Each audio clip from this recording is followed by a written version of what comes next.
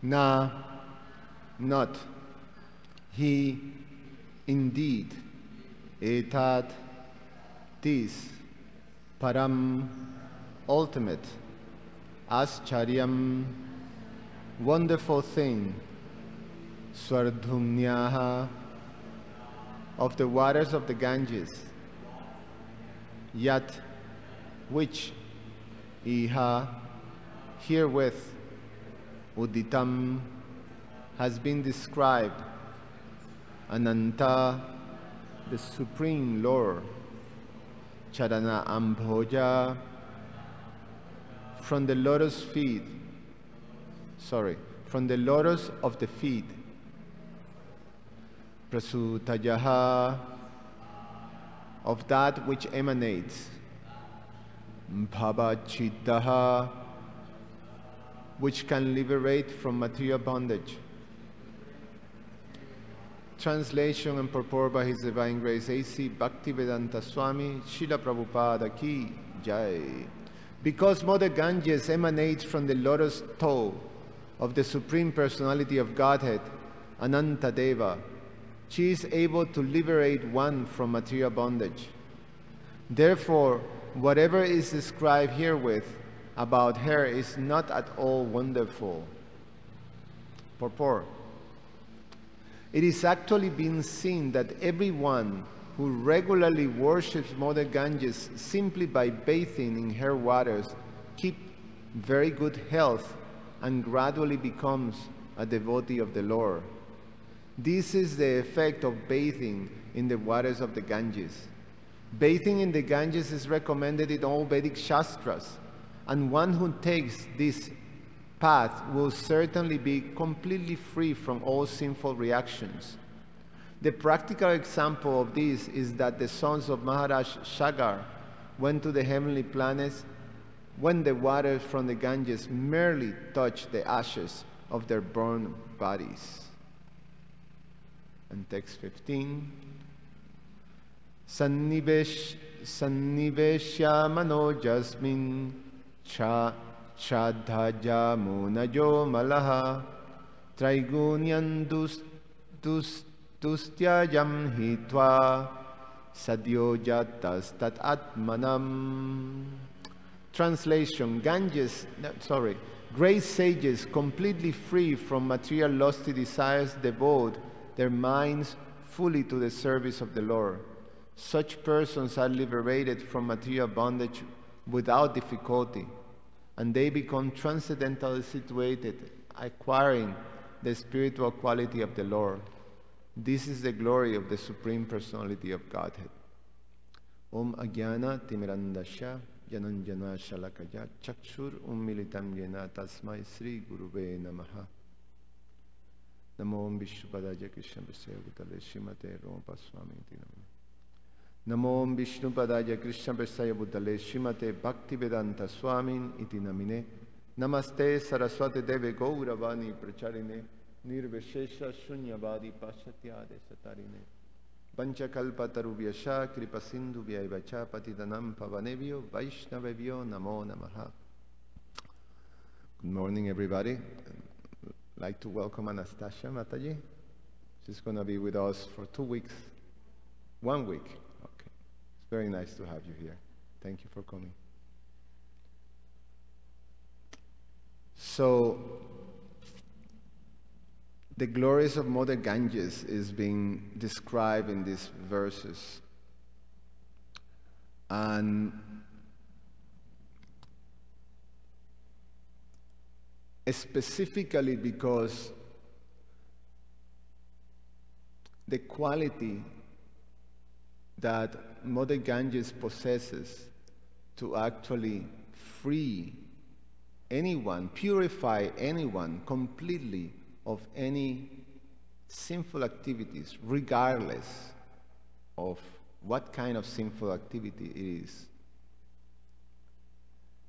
is described here, because the Ganges basically have come into contact with the lotus feet of the Lord, so has bathed the lotus feet of the Lord. We heard before how that happens when Lord Vamanadev pierced the coverings of the universe and the waters from the causal ocean that is beyond this material world. The causal ocean is what divides the spiritual realm and the material world. And it's called the causal ocean because Lord Vishnu, in the form of Karunadakshay Vishnu, is lying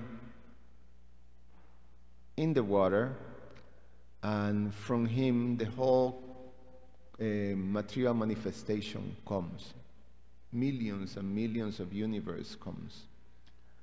And so those waters are on the spirit, beyond the material world.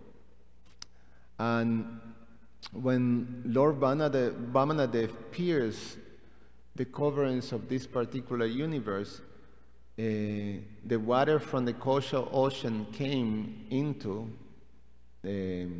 through that hole that was caused, and then touched the feet of Lord Vamanadev, and then descended, and that's the water of the Ganges. So it is explained here that because Mother Ganges emanates from the lotus toe of the Supreme Personality of Godhead, she is able to liberate one from material bondage. So Prabhupada explains that it's been seen, people observe this, that actually those faithful, devout worshippers that regularly bathe in Mother Ganges, they're actually very healthy. They have very good health, and their life becomes increasingly devoted to the Supreme Personality of Godhead.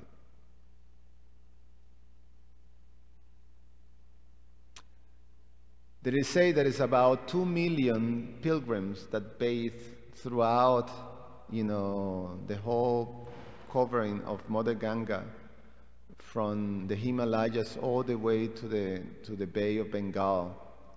2 million pilgrims daily. 2 million people daily bathe in the Ganges.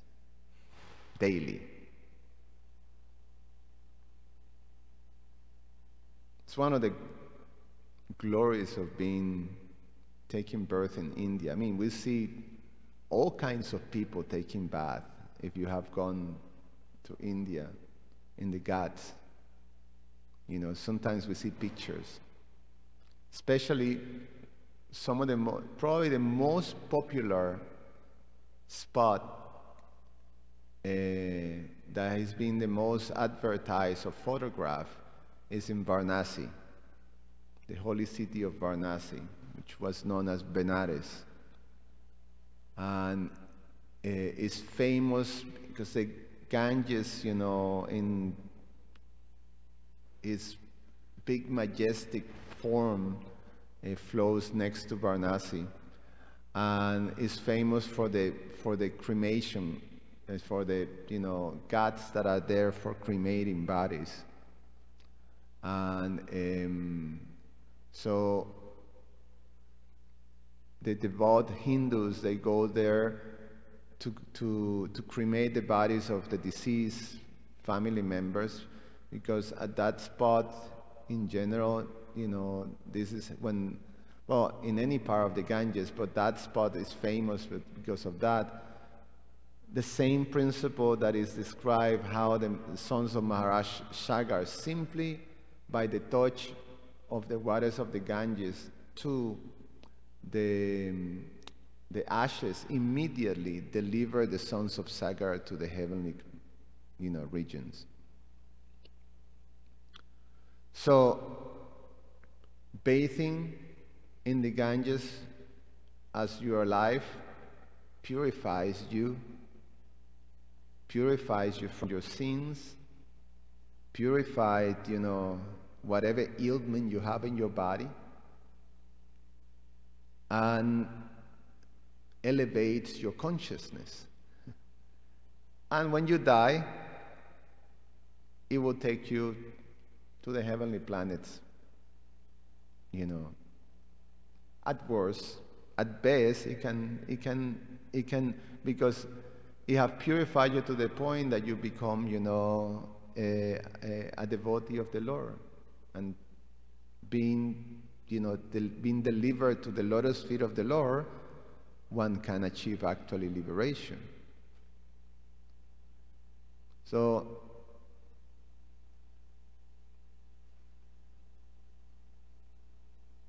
the Srila Sukadeva Goswami say, therefore, just that bite her touch, it's so wonderful, the descriptions that are here about her. So, but he says,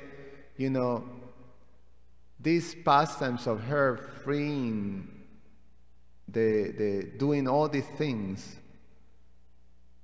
is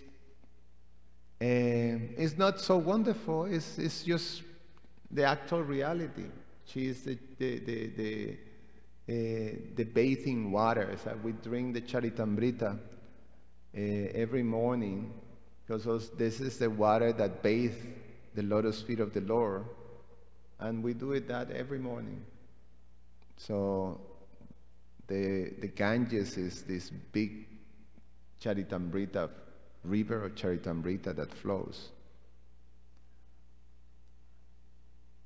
Now, it's been seen, but for the materialistic people of these times, they have no clue. They can't understand it.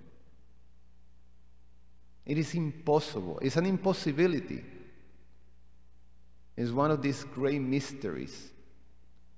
Because according to scientists, the Ganges is the most polluted body of water that exists in the earth, according to them, at least some of them.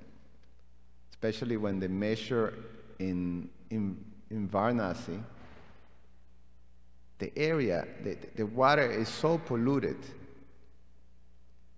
That's what they say. That there is no life that can exist in there. They say that about 2,500 liters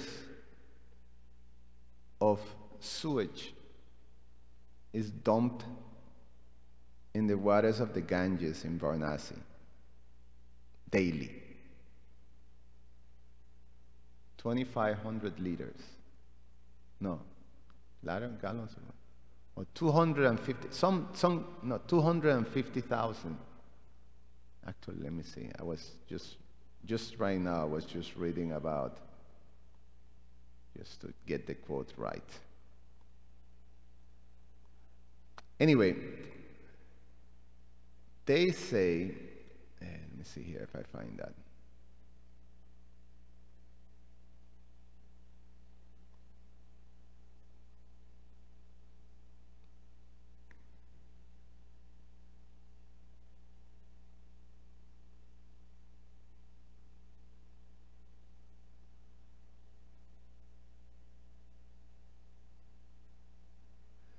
Okay, I can find that immediately. But a huge amount.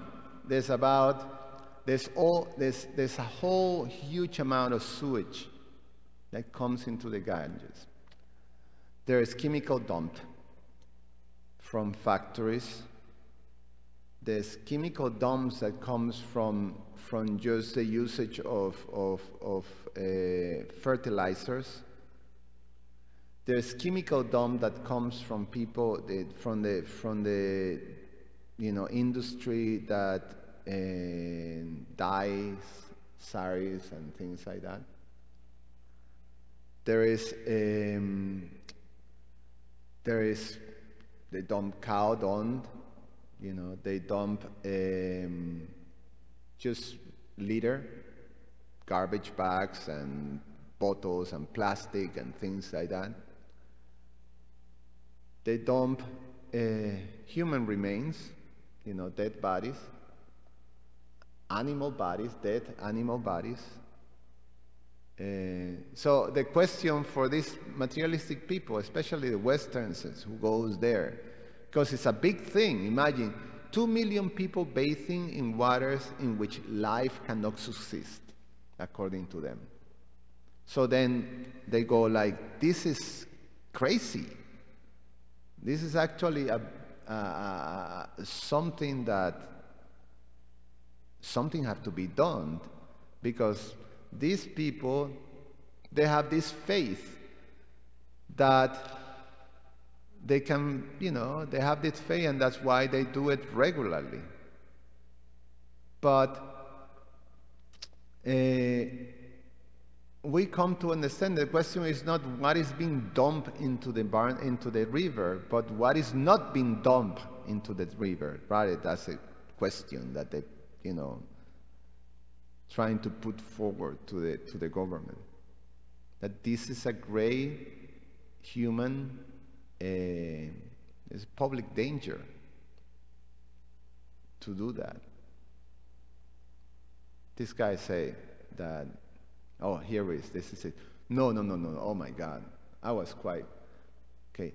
250 million liters of untreated sewage into the river daily. 250 million liters goes in the waters. In Varanasi, there are 33 drains along the entire length of the city of 87 ghats. So through 87 ghats, the pilgrims comes and take bath daily. And along the city, there's 33 sewage that comes of a city of 2 million, some millions of people, dumping their fecal, all the stuff. It comes into a river, 250 million liters daily. And that's just that.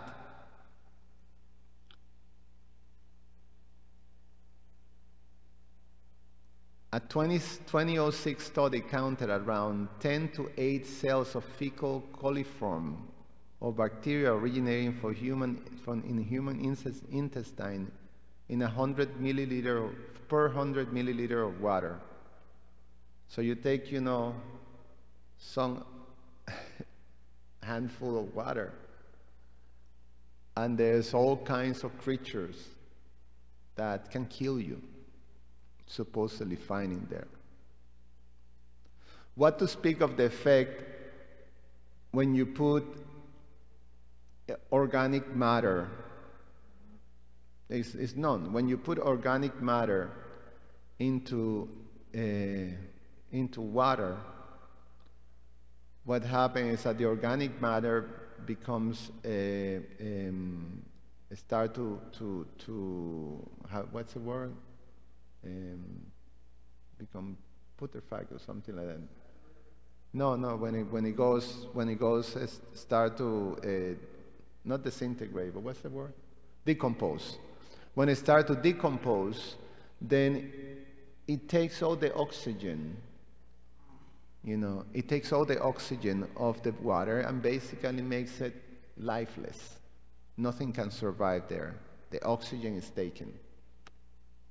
So that's what happens when organic matter, and then you have dead bodies, you have all kinds of things, you have, sewage stuff. So that's why there's no life that can take place in water that is polluted, sewage. It kills everything, kills all life form.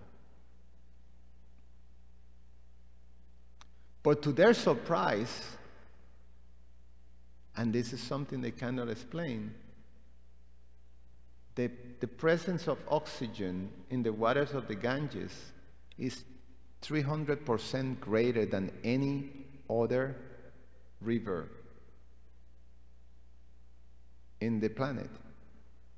3 times the amount of oxygen. This is how they try to analyze this from the material perspective. Dr. Frog, the Dr. Frog principle. You're trying to understand something beyond you with your experience, your personal experience. So, it's supposed to be dead water, but it's more alive, actually.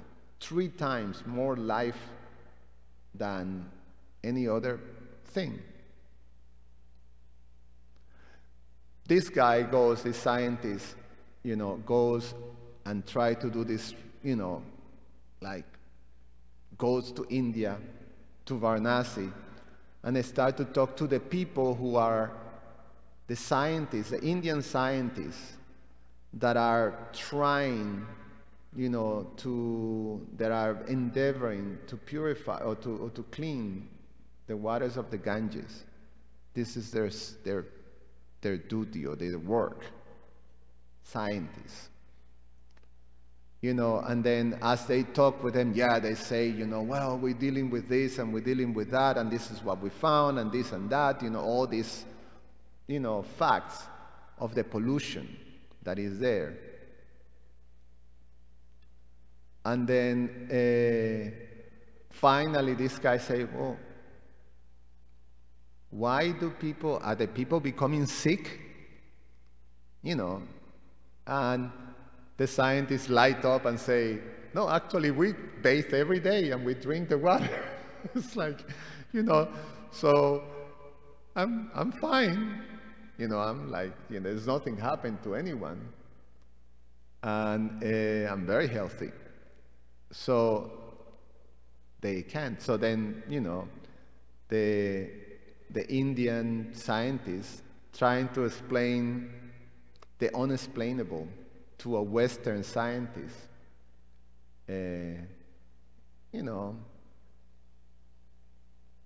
doesn't try to say, well, it's because the waters of the Ganges emanates, from the lotus toe of the Lord. Then this, come on. They say, well, it's the factor X. It's the factor X that allows this miracle, this inconceivable thing to happen. They call it the factor X. I read here. It's like quite funny.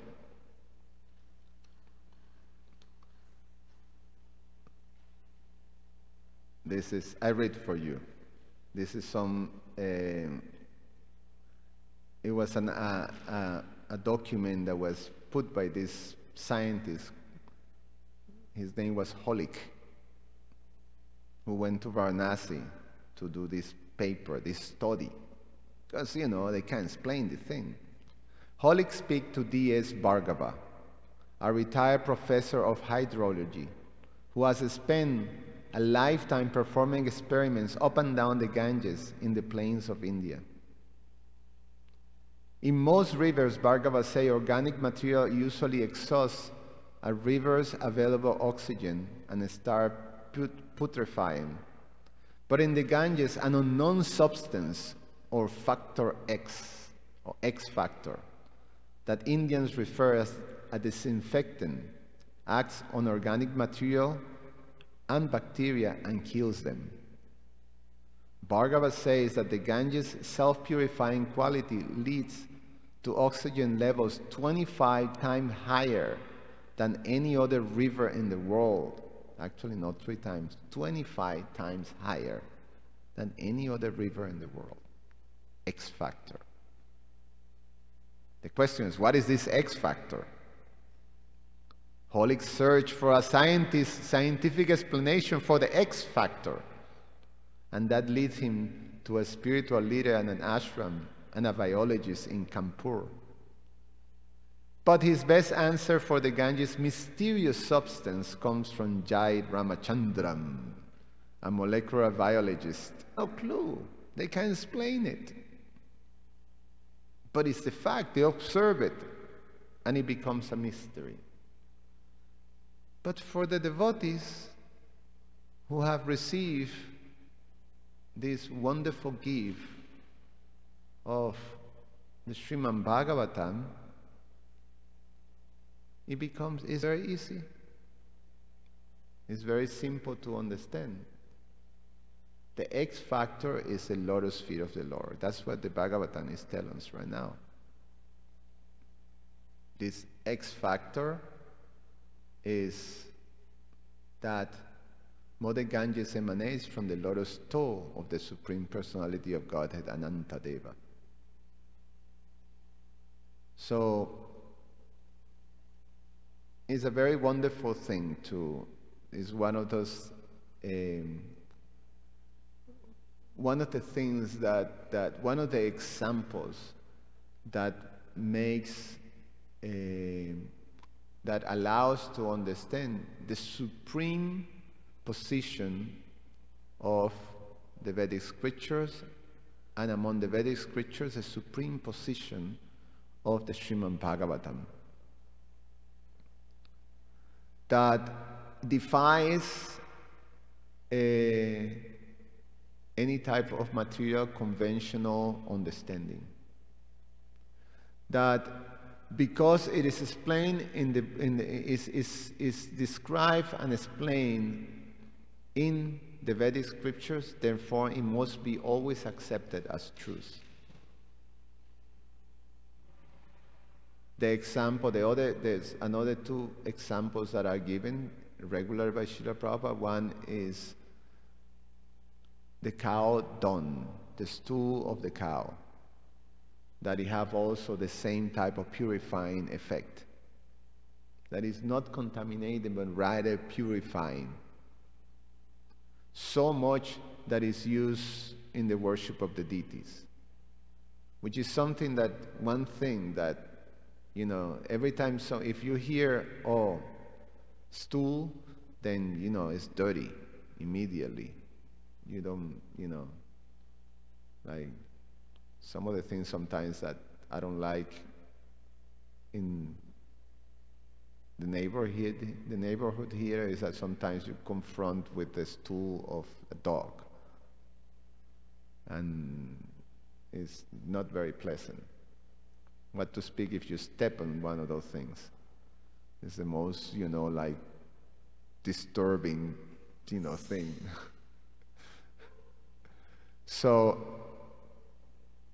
you feel violated, when that happens. It's like, you don't know. You once throw the shoes, in a garbage dump and, walk, barefoot. But here is the stool of an animal actually so pure that is used for the worship of the deities. That it doesn't contaminate you, but it purifies you. And then it's actually been proven scientifically that the cow dung has all these antiseptic properties. And it's quite something that you find, it's not just understood in India, but it's actually throughout the world. Ancient cultures use the cow dung to to purify spaces. Like, I went to visit my wife's country of origin, of birth, South Africa. So we went into this, they make the villages of the native, African tribes as some sort of a tourist, arrangement. So you go into these villages, and one of the native African villages, they have their house covered with cow dung, just like they do in India. Just like they do in India. If you go in the villages in Bengal and Mayapur, you see that they all covered with cow dung. Indra Prabhu, his room was completely covered by cow dung. So, and then he made all this, how you say, carving things in his room, because it's so purifying that it keeps, you know, bad elements out, insects and creatures that are not good. You know, they don't grow, they don't come there. They don't like, it keeps things disinfected. So this is what the scriptures tell us. So we accept it. We accept the scriptures like that. And therefore, if we go into the Ganges, you don't get culture shock. Westerns in you know, there's, you know, Varanasi specifically is a famous city because it's one of the most ancient known cities in mankind. That has been since, you know, from the beginning of recorded history. That city has been, you know, a big city, a very important city throughout the, you know, ages, centuries. So people go there and they become completely culturally shocked by the pollution, not only in the streets, but the river itself. So, you know, part of visiting Varanasi that is known is taking bath in the Ganges. And for a Western that is not having this type of education, Vedic education, and the faith, then it becomes no way. I even put, you know, I take a little drop of that, you know, water in my head. It's a culture shock. But for us, we can do that same thing when we go to Vrindavan. The Yamuna is extremely externally polluted, but we still take bath. Well, at least, you know, the last time I was in Vrindavan was 16 years ago. And I remember, say, whatever. You know, I went in and I took few drops of water and say, you know, and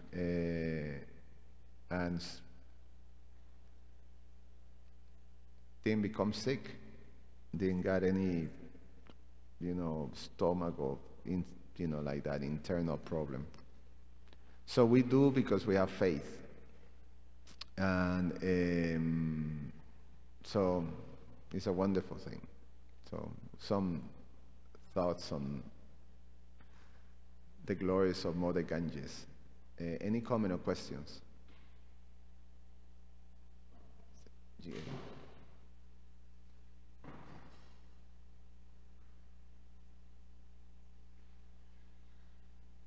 Hare Krishna, Prabhu. Hare Krishna, Dasha Prabhu. Sorry, I missed big part of the class, but I was listening to your comments on this topic, and it seems like everything is in the eyes of the beholder. The consciousness or beauty is in the eyes of the beholder. And I was discussing with one devotee one day about prasadam. When we share prasadam with someone, we can, for example, if we have to take remnants from someone who is, you know, a sannyasi or a guru, we tend to be happy. Yes, maha, maha, ultra maha. Yes, exactly. Ultra maha. That's another thing. But then, what if I take prasadam from a person who is not a devotee, who is, I suppose, a guest, right? Why I will not be so happy? Finally, prasadam is Krishna, right? And it will not be contaminated. We can understand that, of course, if the person has a disease, right? If has a cold, we can get that cold too. But if a Maharaj has a cold, also we will get that. You understand what I mean? So what will be the difference finally? Because, you know, this mantra, pavitram idam uttamam, that thing is pure, right? Prasadam will be pure and will never be contaminated. Even if a dog touched the prasadam, will be still prasadam. So why we are so happy to receive a remanent from another person, like from a Maharaj, and not so happy if we receive prasadam from, for example, our, you know, like a brahmachari or someone else? How we can understand this, right? Yeah, it's true. It depends. It's as you said your first statement. It depends on our faith. But in one sense, we can, in the narrations of Raghunath Das Goswami's taking the prasadam that was rejected even by the animals, it was so decomposed externally that even the animals, you know, wouldn't take it. That's what he would take. He would take that, you know. I mean, like I complain, my wife has this composter little can that she puts, you know, the scrap vegetables and things like that. And at one point, you know, it decomposed. And when you open it, the thing is, you know, you can't, and what to speak when you have to throw it out, you know? You go with that thing like, if a drop of that juicy stuff touches you, then, you know, the smell, you can take it. Well, Raghunath Das Goswami would take that, will wash it in, you know, and then that's what he would take. That was his daily meal. So Prabhupada say we can imitate that, you know, but Raghunath Das Goswami had that faith. Prasadam is prasadam from Lord Jagannath. It's pure.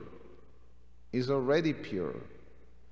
So now he's completely purifying and is capable not only of nourishing you, but also purifying you. But if you don't have that faith, you're finished, you get sick. Krishna reciprocates according to your faith. So we can imitate. In temple culture, because we start to become acquainted and trained to have this faith, then even, you see, among devotees, we do that. We take a little bit, you know, of the remnants of our fellow devotees, you know.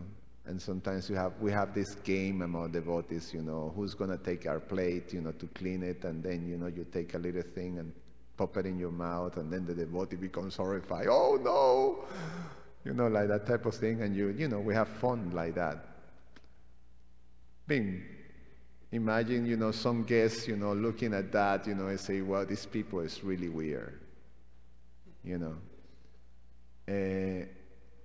because they don't understand that.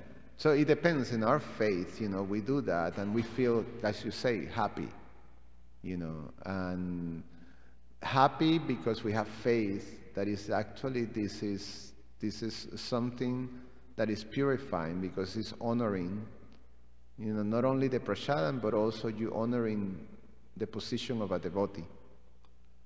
And so it's another example.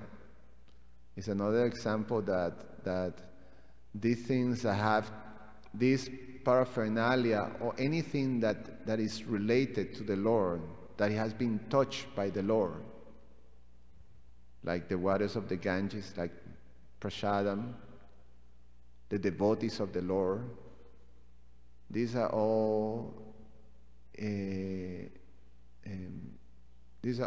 have the purifying effect. I think it can actually, just like this, is able to liberate you from material bondage. So we worship and we accept with that faith.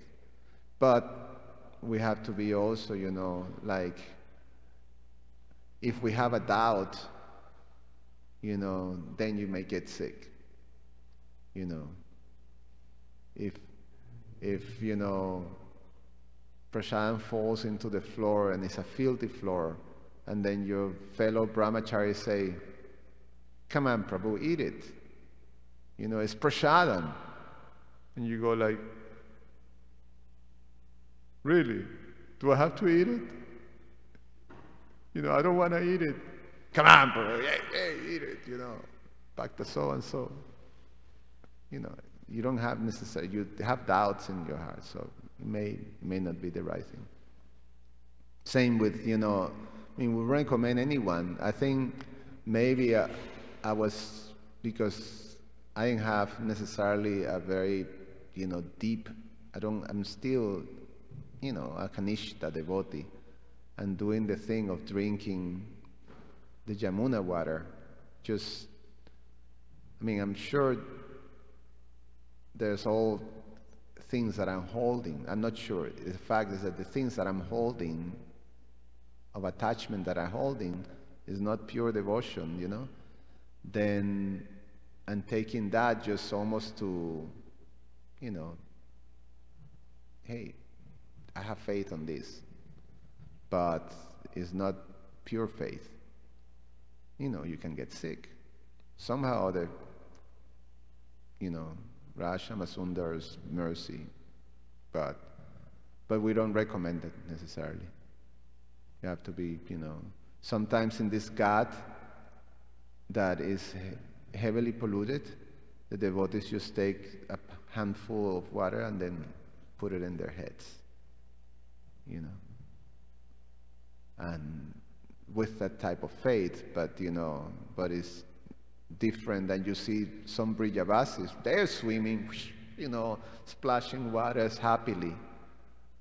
You know, we don't do that. You know. So, any other comment or questions? Krishna Archana.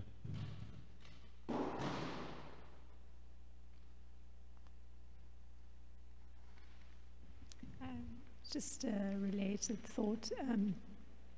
So, if persons are visiting temples and are taking prasadam, but say particularly ISKCON temple, prasadam is made available, you know, very generously in the form of a meal, but the watching that what did she say, there's that plate full of food stuff isn't one of understanding it to be none different from the Supreme Personality of Godhead, but rather, you know, it's a meal. One's coming to have a meal. And would it be that, you know, and it's something related to Atasha Krishna's question, you know, would it be that even though the consciousness is dull that way, or the way of understanding the prasadam is in that kind of very dull way, would it be that nevertheless the ingestion of the prasadam is still having the purifying effect, even though there's no understanding, or it's not being approached in the right way, or it's not being shown the regard it should be shown? So its purifying effect will still be working on the person's bringing about change in the person's outlook, just by virtue of the fact that it's been ingested? Yeah. My understanding is that it does have the purifying effect. And just like it says here, Prabhupada explains, it gradually allows you, he says, gradually becomes a devotee of the Lord. So gradually means according to how deep the condition of this person is, then that gradual purification will happen. It may take, several lifetimes, but there is some elevation that happens with prasadam and with the holy contact, any type of contact with something that is connected to the Lord has a purifying effect. So it will happen like that gradually.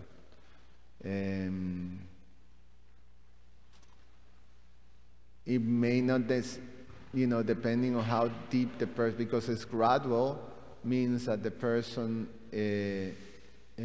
desire or condition for sinful activities will still be there, so it will commit it immediately, after. But there's elevation. There's an elevation. And there's something that happens too, that it guarantees the person to continue that elevation. So it's almost you give the person the capacity of living another human life instead of going to some really lower species of life because of their activities. So is also one of those things that is that X factor that is an impossible thing to understand, with our realm of experience.